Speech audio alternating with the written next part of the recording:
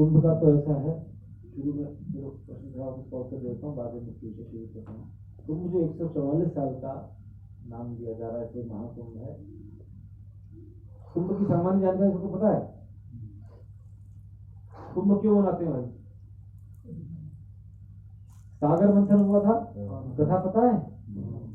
नहीं पता है कई लोगों को। नई पीढ़ी इससे क्या पढ़ते उसके आगे भगवान ही जाने, अपनी जानकारी रखो बच्चों। सागर मंथन हुआ था जिसमें असुरों और देवताओं ने मिलकर ज्ञान सागर का मंथन किया था और संसार में अद्भुत 14 चीजें प्रकट हुई थी, बनी नहीं थी, ध्यान रखना, प्रकट हुई थी। प्रकट होने का मतलब क्या है? कोई वस्तु पहले से है और सामने आकर दिखी, ठीक है, उसको सामने लाया गया या वो स्वयं सामने आ गया तो प्रकट हुई। 14 चीजें प्रकट हुई थी, उसमें विष भी था सबसे खराब चीज, और सबसे अच्छी चीज उसमें अमृत भी था। विष ऐसा विष निकला जिसका कोई तोड़ नहीं बना, और ऐसा अमृत, सबसे बताइए। उस अमृत को लेने के लिए बाद में देवताओं और असुरों में छीना झपटी मच गई। बाकी चीजें तो म्यूचुअल अंडरस्टैंडिंग पे बट गई, 13 चीजें, कुछ भगवान को, कुछ देवताओं को, कुछ असुरों को, लेकिन अमृत के लिए छीना झपटी मची। तो ब्रह्मांड में उस छीना झपटी के दौरान लंबा समय, 12 साल का समय उस छीना झपटी में लगा। 12 साल देवताओं के तो 12 दिन हुए खाली, हमारे वो 12 साल की धरती के, ठीक है। तो उस 12 साल में बड़ी बड़ी 12 जगहों पर, मेन में बड़ी बड़ी मात्रा 12 मेन जगहों पर गिरी, ठीक है। तो जहां जहां वो मात्रा गिरी अमृत की, वहां वहां कुंभ का, क्योंकि अमृत का कुंभ था उससे उसका नाम पड़ा। कुंभ का एक सम्मर्द लगता है, लोग इकट्ठे होते हैं, मेला हम धरती की भाषा में बोलते हैं, की भाषा में बोलते हैं, लेकिन वो वहां उस समय पर उस ग्रह स्थिति पर वैसा ही अमृत का प्रभाव होता है वहां के वातावरण में। ऐसी 12 जगहें हैं, वहां पर देवता, ऋषि, मुनि आज भी अदृश्य रूप से भी वहां पहुंचते हैं। उन 12 जगहों में से 4 जगहें धरती पर हैं, बाकी 8 जगह धरती से बाहर हैं ब्रह्मांड में, ठीक है। 4 जगह धरती पर है, कौन कौन सी है? प्रयागराज, हरिद्वार, उज्जैन और नासिक, ठीक है। तो इसमें कब चलता है, और चूंकि 12 साल बाद एक चक्र पूरा होता है, तो लोगों ने बोला 12 साल बाद अगर महाकुंभ हो गई, महाकुंभ सारे होते हैं, सेम चीजें हैं, उसमें कोई अंतर नहीं है। 12 वर्ष के, मतलब हरे कृष्ण, 12वीं आवृत्ति पूरी की है उसने। 12 वर्ष के बाद तो एक आ रहा है, लेकिन 12वीं आवृत्ति पूरी कर दी तो उसको एक नाम सा दे दिया। बाकी उसका ये नहीं बोले महत्व ही, महत्व सब हर कुंभ का बराबर है ना। मतलब 12 करके 12 बार बना, ये कुंभ मिल खत्म हुआ तो महाकुंभ बन तैयार हुआ, समझ रहे? उत्सव कहा जा रहा है 144। अरे देखिए, भीड़ में मारा जाए बंदा, क्या अर्थ है उसका? मैं जो बात बता रहा हूँ वो सिल्वर जुबली, गोल्डन जुबली अध्यात्म में मायने नहीं रखता। ऐसी मूर्खताओं से बचना है। गोल्डन जुबली, सिल्वर जुबली अध्यात्म में मायने नहीं रखता। धरती के लोग अपनी गणना से उस चीज को यदि जबरदस्ती उछाल मारे, कहीं दुर्घटना का कारण नहीं किया, मैंने उदाहरण नहीं नहीं किया। वो कुछ और है, ये कुछ और है। ये चीज हमारी जन्म, बोला हमारा जन्म यही लग जाओ ना, भगवान को मिलाएंगे तो एक ही थोड़ी होगा। मेरा मतलब का समझ रहे हो ना कि कितना महत्व रखता है, इस महत्ता इस मामले में उसका महत्व ज्यादा है। ये मैंने रखा, इसकी बराबरी नहीं किया, बराबरी नहीं, भगवान का हमारी बराबरी हो सकती है क्या? ना, ज्ञान का जो यहाँ से जो बात बताई जा रही है साहब, उसको उस ढंग से आपने लिया, और उस ढंग से इस बात को अगर आप काटेंगे तो संदेश गलत जाएगा। जिसको हम यहाँ से बता रहे हैं उसका तात्पर्य जब तक सरलता समझ में ना आए तो एक बार बोर्ड बुद्धि लगा लीजिए, अन्यथा व्यासपीठ की मर्यादा को भंग करना तो मैं भी नीचे से नहीं कर सकता, सम्राट भी नहीं कर सकता। हम यहाँ से जब बोल रहे हैं कोई चीज, तो वो जन सामान्य के हित के लिए, धर्म के शास्त्रों के आधार को लेकर अपने निजी ईगो पर बातों को लेकर व्यर्थ का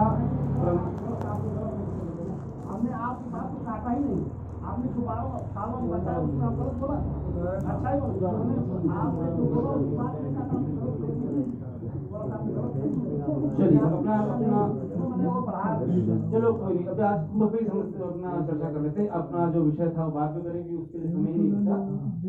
ठीक है, देखो असल में देवताओं और असुरों के बीच में संघर्ष बहुत होता आया इतिहास में। ठीक है, इतिहास में देव और असुर के बीच संघर्ष पर्याप्त हुआ, लेकिन एक समय ऐसा आया जब देवता हारे हुए थे हालांकि, लेकिन उस समय पर अपना देवगुरु बृहस्पति और ब्रह्मा जी की सम्मति से एक बात कही गई कि चलो तुम हारे हो, ठीक है, सृष्टि में तमोगुण प्रधान है, अभी चलेगा, बातें नहीं, पीछे करना हो बाहर चले जाओ, फोन है बाहर चले जाओ, ठीक है, मना नहीं है, बात आवश्यक है की जाएगी, लेकिन बाहर जाए। लेकिन बताया गया, देखो सृष्टि में सात्विक राजसिक तामसिक 3 गुण होते हैं, है ना, और तीनों को समय दिया गया है। ब्रह्मा जी का खास आदेश है, जिस समय सृष्टि में जो गुण प्रधान होगा उस समय उसके खिलाफ बात नहीं हो सकती, चल नहीं सकती, कर तो कर लो, चल नहीं सकती। जैसे जब हिरण्यकश्यप हिरण्याक्ष का जन्म होने वाला था, ब्रह्मा जी ने पहले बता दिया देवताओं 2 महारथी दैत्य पैदा होंगे, उनसे बच लेना। भैया क्यों बचेंगे देवता, भाई तमोगुण का समय आने वाला है, तुम लड़ोगे तब भी हारोगे, क्योंकि उस समय की प्रधानता है, उसकी प्रधानता है। कहा गया ना, समय एव करोति बलाबलम, समय ही बलवान और निर्बल करता है व्यक्ति को, तो आप बच लेना। ठीक है, उस समय भी महाराज बलि का शासन चल रहा था, देवताओं का समय उल्टा चल रहा था। देवताओं को ब्रह्मा जी ने बोला भाई खाली बैठो, तुम्हारा ये खालीपना सृष्टि के फायदे का हो जाए तो अच्छी बात है, तुम्हारा ही फायदा हो जाएगा, तो ठीक है, एक सागर मंथन करो, ज्ञान सागर मंथन। हम लोग क्या बोलते हैं, बहुत बड़ा सागर था उसका मंथन, ठीक है, वो एक प्रतीकात्मक रूप से बताने के लिए अच्छी बात है, परंतु ज्ञान सागर का मंथन हुआ जिसमें वास्तव में सागर के जल की, क्षीर सागर के क्षीर की और अनेक औषधियों की उपस्थिति थी, ये भी बात सही है, परंतु वहां सागर का जो मेन अर्थ है वो है ज्ञान सागर का मंथन। कई लोगों ने मिलकर अपनी बुद्धि लगाकर बहुत दिन तक अन्वेषण किया, खोज किया, चिकित्सक लगे, वैज्ञानिक लगे, ऋषि लगे, मुनि लगे, देवता लगे, उनकी शक्तियां लगी, और उस बीच में उन सबका मनोरंजन करने के लिए नर्तकियां लगी, है ना, पहले टीवी होते नहीं थे, अच्छे से डांसर्स लगे, है ना, वैद्य लगे, कोई बहुत लंबे समय काम करेगा तो उसमें घायल भी होंगे, थकेंगे भी, बीमारी पड़ेंगे, उसका इलाज करने के लिए एक परिष्कृत वैद्य होना चाहिए, ऐसे अच्छे अच्छे लोग लगे उसमें। तब वो एक बहुत बड़ी प्रक्रिया के बाद में इस पूरे ब्रह्मांड से उस ज्ञान सागर के मंथन के द्वारा 14 चीजें प्रकट हुई, सामने आई।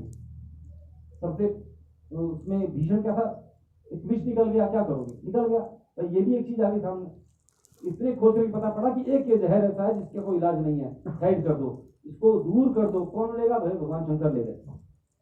ठीक है, बहुत सुंदर मणि की खोज हुई पूरी धरती में से, अभी कोहिनूर का हीरा माना जाता है, अच्छा सुंदर सा मणि है, ऐसा एक अद्वितीय मणि निकला ब्रह्मांड में जिसकी तुलना नहीं हो सकती। तो भैया ये किसको दिया जाए, विवाद न हो तो भगवान विष्णु ने दे दिया। ठीक है, ऐसी माता महालक्ष्मी निकली, उन्होंने भगवान विष्णु का वर्ण कर लिया, किसी और के आसपास जाएंगे तो बहुत बड़ी मात्रा में लड़ाई झगड़े मच जाते। ठीक, जो नर्तकियां थी ऐसी जिन्होंने बिना थके उतने समय लोगों का मनोरंजन किया, उनको देवताओं की उपाधि दी गई, वो क्या बन गई, अप्सराएं। ठीक, अब असुरों को भी जब ज्यादा थक जाते थे तो देवता लोग तो चलो ध्यान लगा लेंगे और अपना कुछ और मनोरंजन करेंगे, असुरों को ज्यादा थकान के बाद अफसरों से मन नहीं भर रहा, तो उनको क्या चाहिए, थकान उतारने के लिए क्या लेते हो, हाँ गुड, शाबाश, समझ गए, आनंद।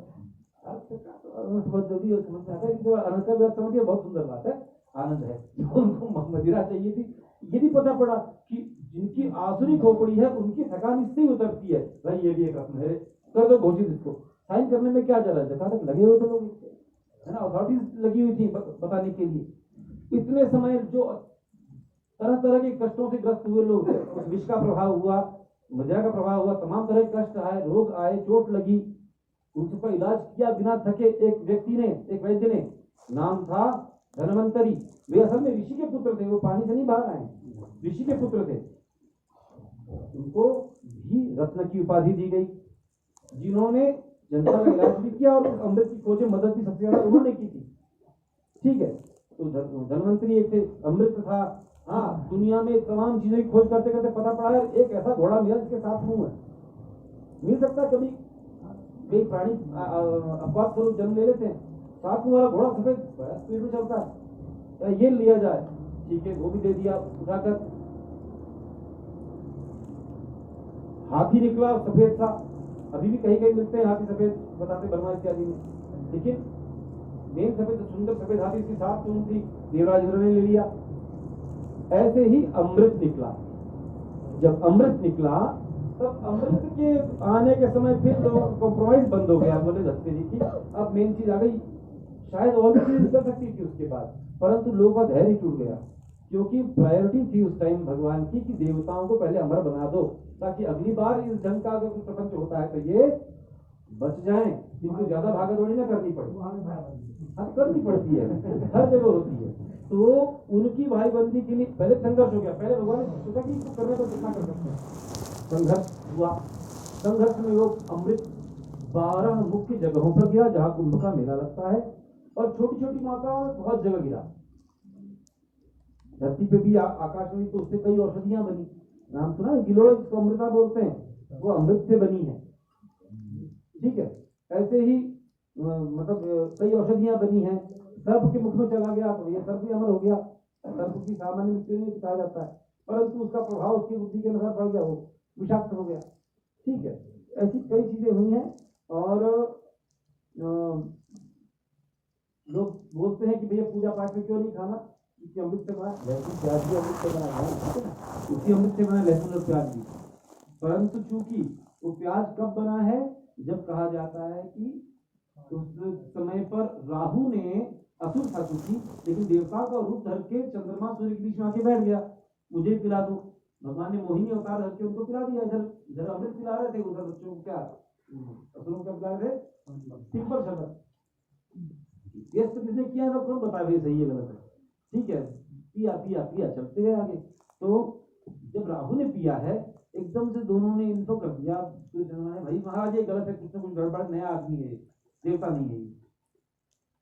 भगवान ने क्रोध में आके तत्काल दिया चक्र। कितना तेज किया होगा भगवान का एक्शन, कितना तेज हुआ होगा। पिलाया, उससे मुंह में डाला, दोनों चिल्लाए, भगवान ने रूप बदला, चक्र निकाला, गला काट दिया। लेकिन उतनी देर में वो पूरा अमृत पेट में जा भी नहीं पाया, थोड़ा सा गया, थोड़ा गले से ऊपर रह गया।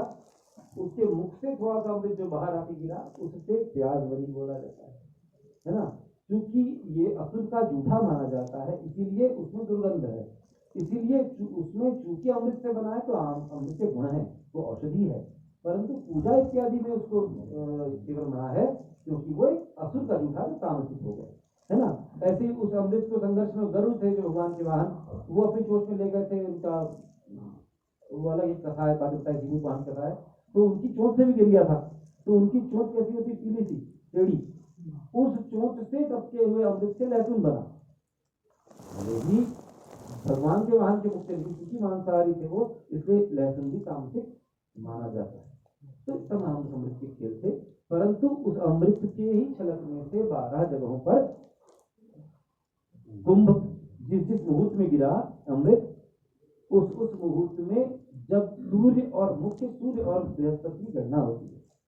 ठीक है, तो उस मुहूर्त में जहां जहां जब गिरा, उससे कुंभ का वो शुभ संयोग लगता है, हम उस कुंभ का मेला बोलते हैं। ठीक है, अभी प्रयाग में है, फिर इसके बाद नासिक होगा, फिर उज्जैन होगा, फिर हरिद्वार होगा। इस बीच में 2 जगह अर्थ कुंभ भी होते हैं, इसी प्रयाग में और हरिद्वार में, लेकिन नासिक और उज्जैन केवल पूर्ण कुंभ ही होता है। ठीक है, समझ में आया? कोई शक है इस कथा में? कुछ प्रश्न है? प्रश्न है तो पूछ लो, है ना।